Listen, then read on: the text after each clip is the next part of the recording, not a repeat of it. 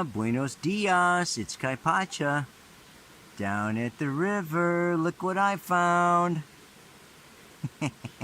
And it's not only 2 or 3 of them. Oh, por Dios, they're all over the place. Today is what? Wednesday, May 20th of the year 2020. And we are going to be doing here an astrological update, astrological report of the energies. I don't know, these mushrooms are a lot easier for me to see. Looks like on the camera they're not so easy to see, but there's a lot of them. Anyway, look at, they're up over here too. Where am I? The moon is in Taurus. Green, earth, stones, rocks, nature, mushrooms. And it's all part of Taurus, ruled by Venus. And she goes into Gemini on Friday, just in time for what? A new moon. New moon at 2 degrees, 5 minutes of Gemini. So we're going to be looking at Gemini because, you know, the sun also, right, goes into Gemini today, baby. And we're going to have Sun, Mercury, Venus. Mercury and Venus are conjunct. They're traveling together. They're exactly conjunct on Friday. But they're in Gemini. The north node of the moon is in Gemini. We're having a Gemini party going on. And of course, that's what? Square Pisces. Yes, indeed. We've got this, you know, Mercury is square Neptune in Pisces on Friday. Venus is square Neptune in Pisces today. So that's probably, that's a lot of what I'm going to be talking about, really. I mean, the nice thing here is that the sun, in those final degrees of Taurus, the earth sign, we know that Taurus is also trine to that wonderful earth sign Capricorn. So we have the sun in exact trine to Saturn. Okay, that is happening on Friday. I'm getting a little distracted here trying to get the camera shots in, you know, because this is just a nice little section of the river that I hardly ever come to. I think I'm going to go jump in over there right after this report. A little deep spot there. So Mars is cruising through Pisces too, comes into a sextile with Uranus on Sunday. And I think that is mostly it. I mean, Mercury comes into an inconjunct with Jupiter and Pluto, you know, on Monday and Tuesday next week. But, you know, the inconjuncts, I don't really cover them so much, you know, in the Pele reports. So let me find a spot here and talk at you.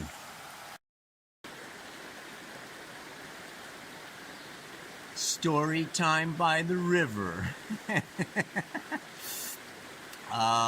So, what's going on? Well, we are closing a balsamic phase, right? Moon's in Taurus. You know, we had a new moon in Taurus almost a month ago. She's gone all the way around. We had that full moon in Scorpio.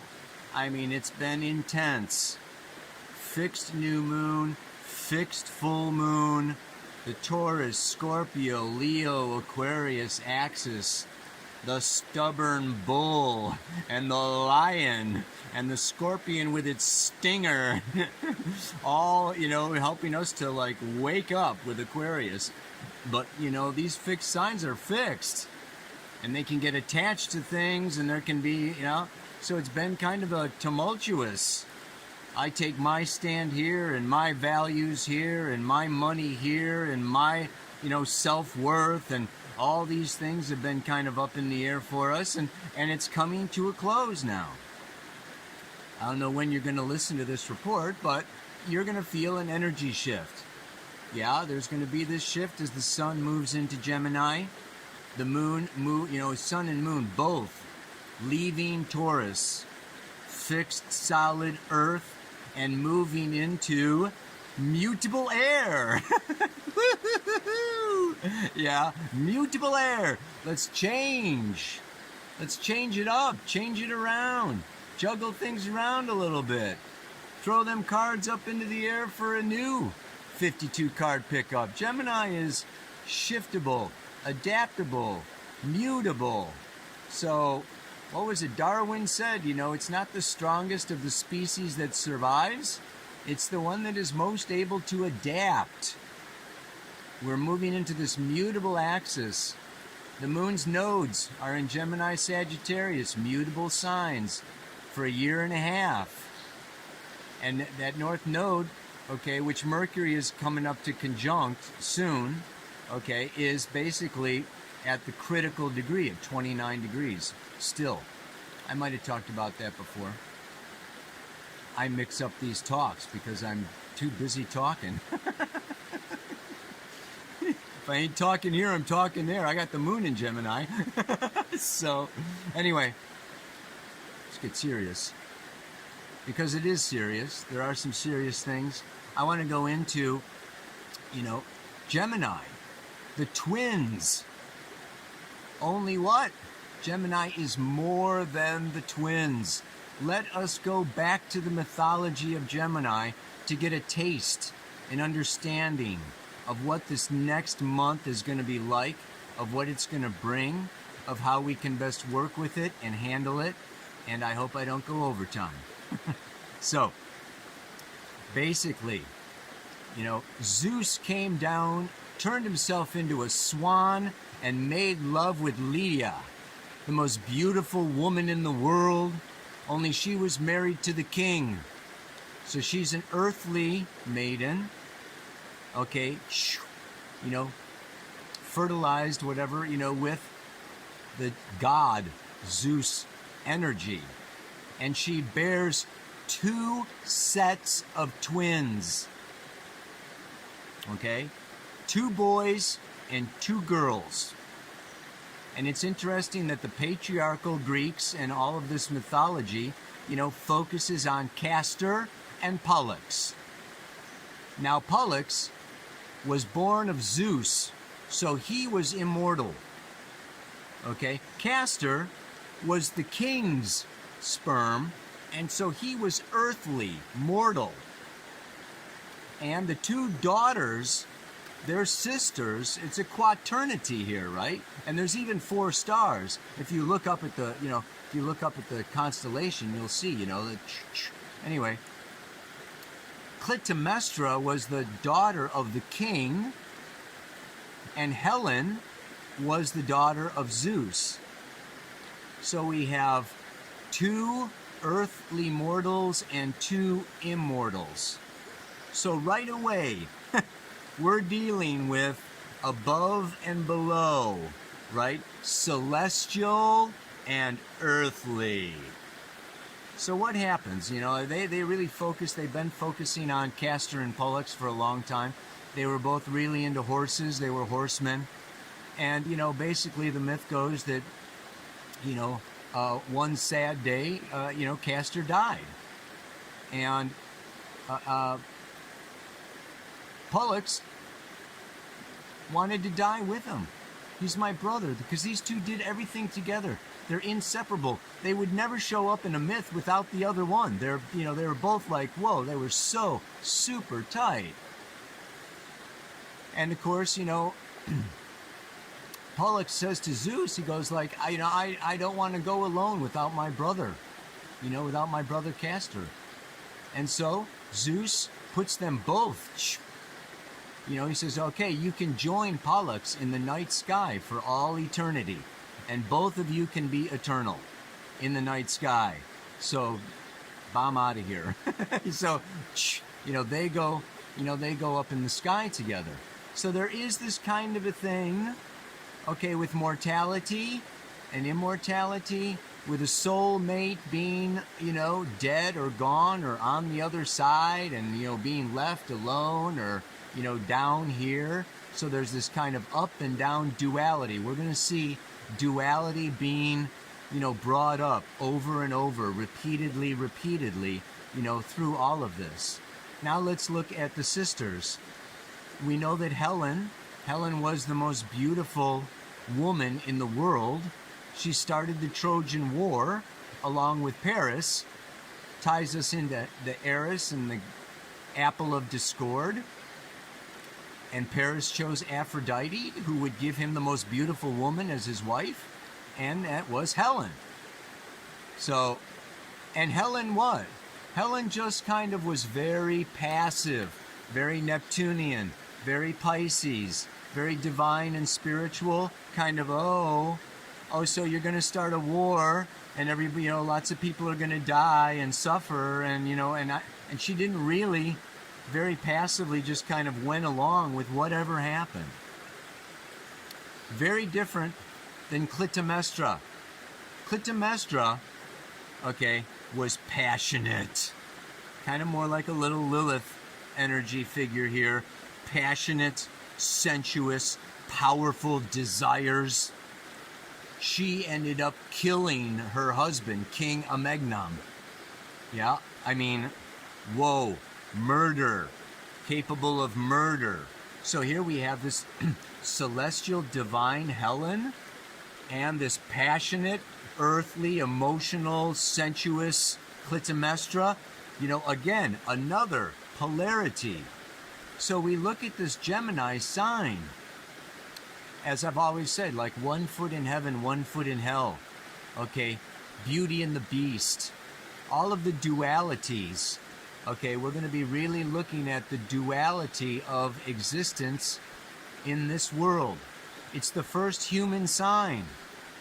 Aries is a ram, Taurus is a bull, and then we come into this Gemini ruled by Mercury, the thinking function.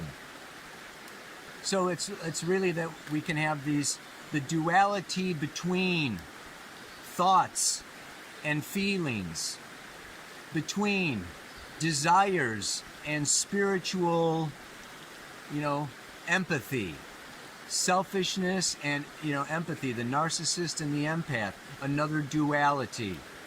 Okay, anima and animus, Beauty and the Beast, right brain, left brain. Sometimes, I don't, the right hand doesn't know what the left hand is doing.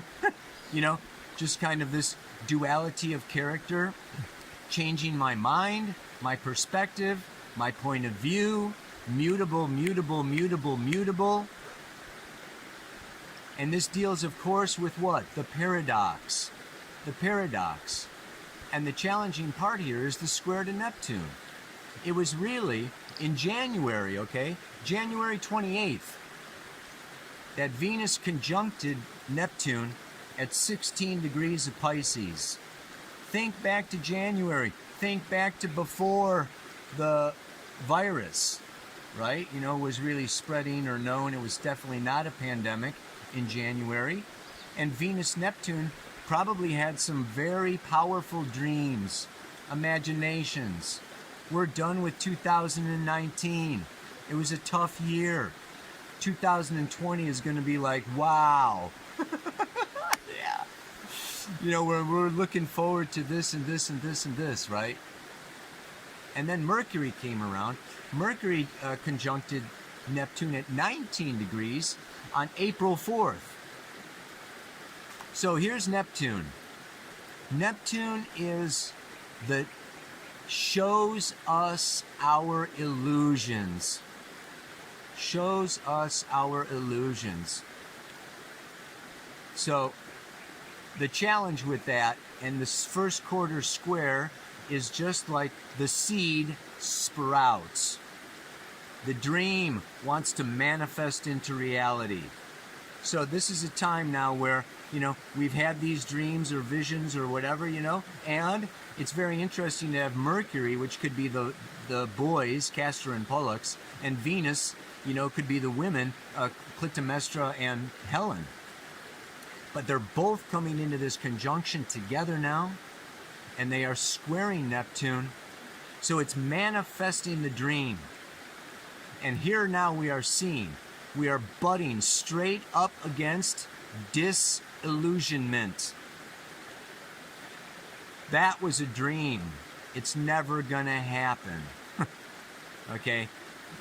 That was a potential possibility. That was your imagination. You don't have the time or the money or the energy. Now now you got the virus. You can't even, do this, that, or the other thing. So we're all kind of coming into this socialization. Gemini, air sign, communication, talking, friends, siblings, internet, Instagram, all the technology that binds and networks us together into the great big matrix. So we want to come out and we want to merge. And of course, many places are coming out.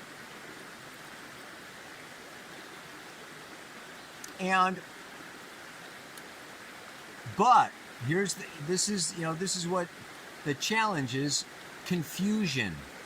And what is confusion? Confusion is when the paradox, Neptune rules the paradox of there's no either or, there's no polarity, it's all coexisting, we are all one, and Gemini, the left brain, Mercury, is bringing it into separation. And that can bring in some judgment, south node of the moon in Sagittarius. And that can bring into some shadow. So we want to look at this situation and say, well, as humans, we tend to look at the positive emotions as better than the negative emotions.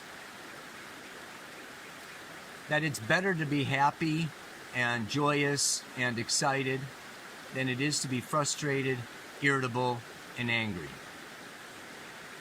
Just is that way.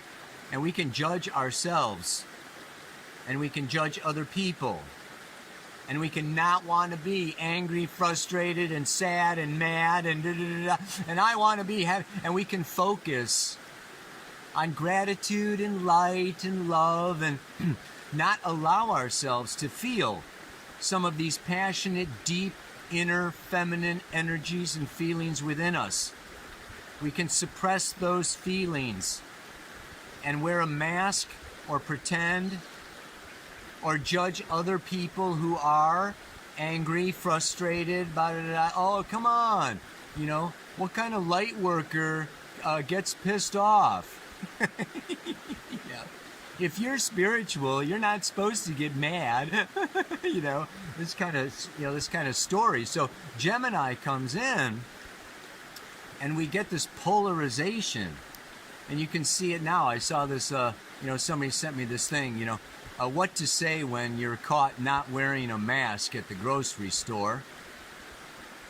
You say that, what? I don't believe in conspiracy theories. Get it?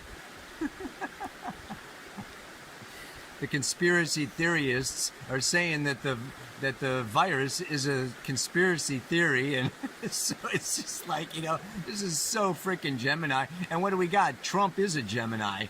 Born on the eclipse with the nodes in Gemini Sag. I mean, this guy is like really, he's going to be getting an astrological whipping this year. Anyway, so all I can say is that, we can easily split into polarization. My camp, your camp. Point fingers. Separate. Diverge. I'm above, you're below. I'm below, you're above. You've got more, I've got less. Whatever. This all kind of, there's a lot of polarization. And the ideal, is to, come out of, Neptune wants to show us what is real and what's not real. And over this next month, I think we're going to get some clear research results, about, if we need a mask, if we don't need a mask, if we opened up too soon, if we, don't need to, open, if we can't open up, or, I think there's going to be a lot of, Gemini is about curiosity and research and science and getting into this kind of a thing, if anybody believes in the science anymore. So,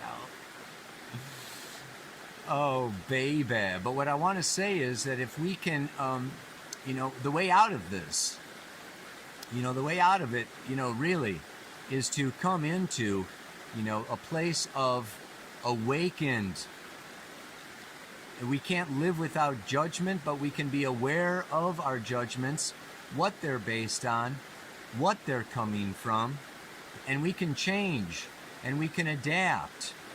And I think it's most important now to feel our feelings and to not judge ourselves for being human, but to be human, which involves making mistakes, which involves, changing our mind, which involves doing something different and chasing another windmill, chasing another dream. In some way, shape, and form, we're all dreamers. We've all got Neptune somewhere. So when one dream gets dashed to the ground, another dream can emerge. So, people are opening up, they're wanting to come back, and it's going to be a new normal. It's going to be different. So I think, a lot of this is what? Mature Gemini is taking some of the judgment out, taking some, not so much the judgment, but also the resentment or the jealousy or, the envy, okay, or the anger and the violence, okay, against the, the other, and just, owning and coming into feeling that, I am angry, I am irritated, these are my feelings. Maybe I was born with them, maybe they're from past lives. I'm just like really waking up. And the other aspect is there are some things I need to let go of. They were just dreams, they were just fantasies. They're never going to happen, and I have to say goodbye. And I also want to stick with what is possible. And the problem with Gemini is they both coexist. A relationship can be really good and really bad. This job can be really good and really bad. My home life, my family. I can have moments of ecstasy, joy, and union, and I can feel frustrated, angry, and I can't wait to get out of the house. I mean, there is this tolerance for chaos. This next month will be testing, I think. Our tolerance for chaos within ourselves and within the world, and to understand that beyond the polarity, there is unity. And that this polarity is a manifestation, a creation out of the oneness of Source. Creation is Source witnessing itself in diverse ways. So freaking diverse, man. Mars sextile Uranus, yeah! Go your own way. Do your own thing. Think up a new dream. Dream a new dream forward. Yeah, baby. And let go of the lies and the deceit and some of the, shadow that, I've been hiding this, okay, or I don't believe this. This is a time of like really looking at who my friends are, who my friends aren't, who's going forward with me, who's from the past, okay, who's part of my new dream, and who's, been just kind of in the, shadow, the mist. And the mist, it's almost like this can be a time when the sun is rising and it's burning off the mist. And we're going to see the true colors, okay, of, each other. Which leads me to the mantra, the need for discernment and discrimination, which is Virgo. Yeah, Virgo is the balancer. Gemini, Sag, and Pisces. These guys can all go, woo! Sag is like way out there. Pisces is, there is no out there. There's no in here. There's just everything. And Gemini is like, well, I'd like to go there and there and there and there and there. Virgo is like, boom. Discriminate and discern, right?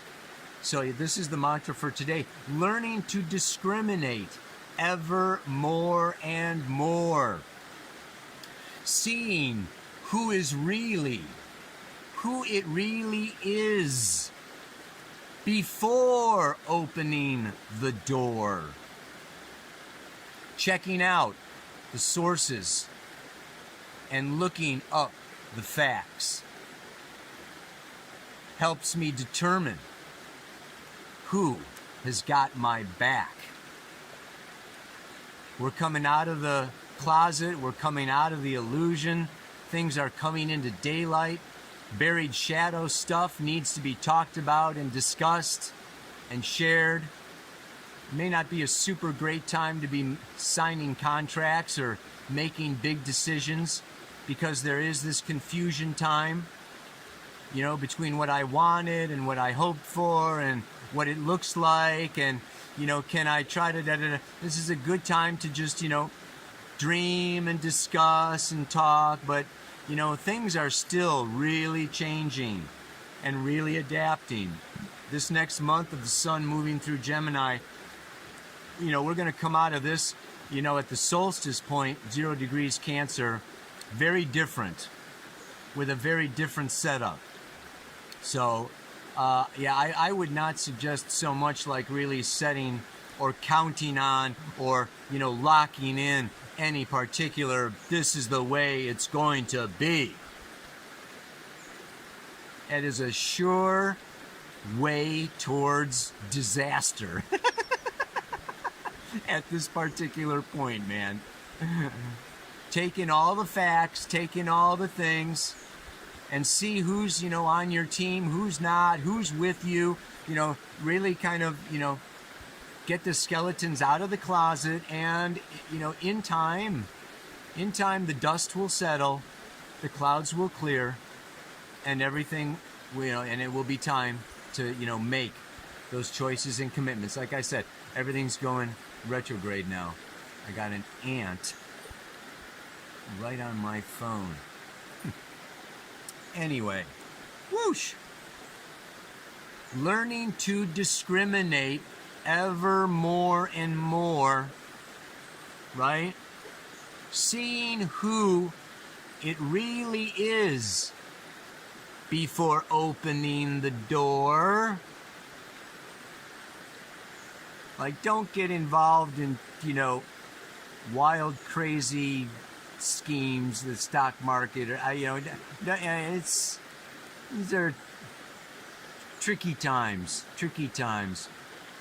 Checking out the sources and looking up the facts helps me to determine who has got my back and who doesn't have my back, or who wants to stab me in the back, or who is, you know, it's just like, this is just like a real time to study, Gemini. Left brain, linear, logical, rational, study, look at just the facts, baby. It's time to kind of, you know, come out of, you know, land that helicopter, land that butterfly, come into reality, get the feet on the ground, and see what is what. Namaste. Aloha. So much love.